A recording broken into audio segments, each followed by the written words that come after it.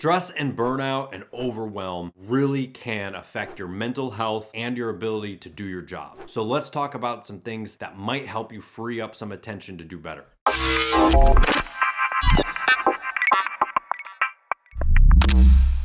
Hi everybody, welcome back to the channel. I'm Neil Winterregg with Matterhorn Business Development, and today I want to talk to you about something that's very serious and about something that we encounter a lot with our clients and the people that we work with, as well as in our own daily lives. I'm not perfect, but I will say that stress and burnout and overwhelm and fear and all of these things create situations in an entrepreneur's life or in a business owner's life that can seem insurmountable, that make us want to just sit on the couch and do nothing all day so that we don't have to face our fears and face our problems, and then they create more and more problems. So today I want to talk to you about some of the things that we do when it comes to handling stress and burnout and fear, as well as overwhelm, and what you can do to actually become more in control of those things. The first thing that I would say is if you're feeling stressed out, burned out, etc., you have to ask yourself, do I enjoy doing what I do in a reality factor? Now, if you don't enjoy what you're doing just because it's stressful and overwhelmed, then that would not necessarily answer the question of, oh yeah, I need a career change. Now, let's say you're an artist and you find yourself doing your art on the weekends and in your spare time, and that's what you really love doing, and you're stressed out because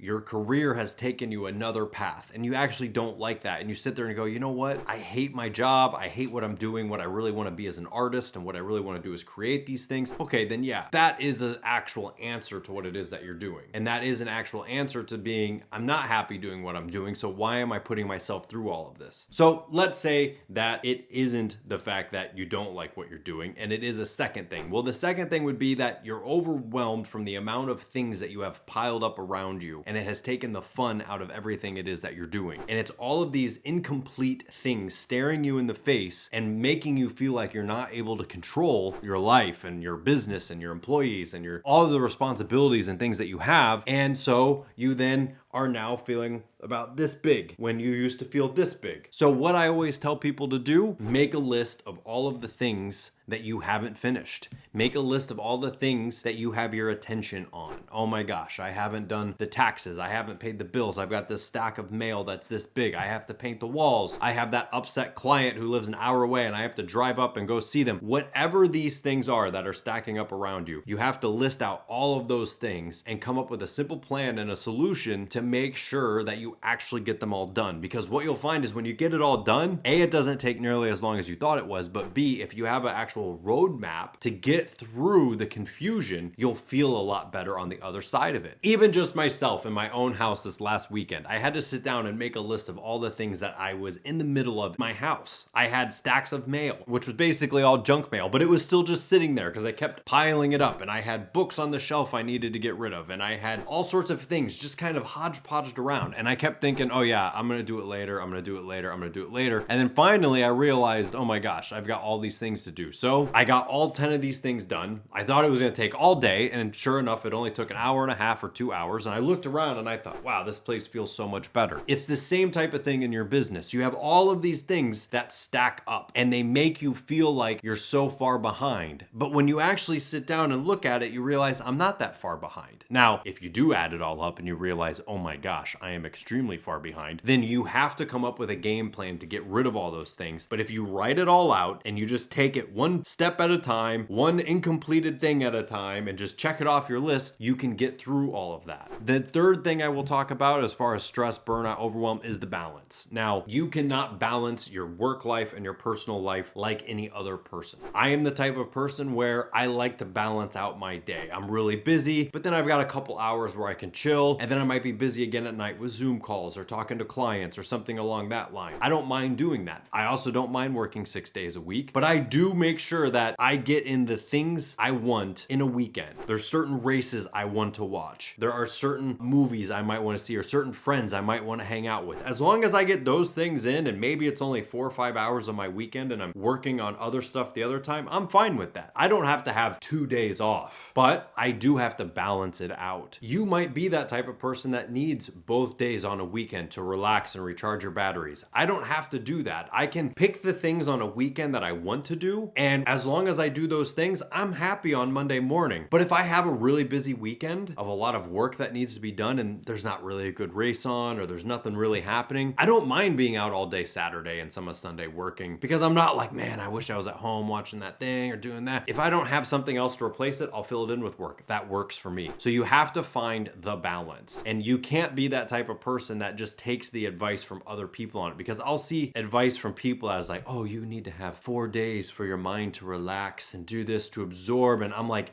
I would be bored out of my mind for 4 days relaxing. That's not relaxing to me. That's stressful to me. So do what you need to do to relax and balance that out. But make sure you handle the overwhelming situations that are causing you that stress and that burnout now, and find out how to make sure that that stressful stuff doesn't keep coming back. Change your life around so that whatever it is that's stressing you out, whatever these things are that you're behind on, you fix them, and then it doesn't keep happening to you again, or else you're always going to be stressed and burnt out. So I hope you found this useful, and I will honestly give you a very honest plug here of our channel sponsor, metapulse.com. You can get a 2-week trial with them down below. This is how I organize my life to be able to handle several different projects and companies at the same time and still be organized and not stressed out to enjoy myself on my weekends. So go check out metapulse.com down below. They'll help you with your statistical management, with your organization, with your staff training, and putting order into your life. And so go down, click on that link, and you get a 2-week free trial. I'll see you next time.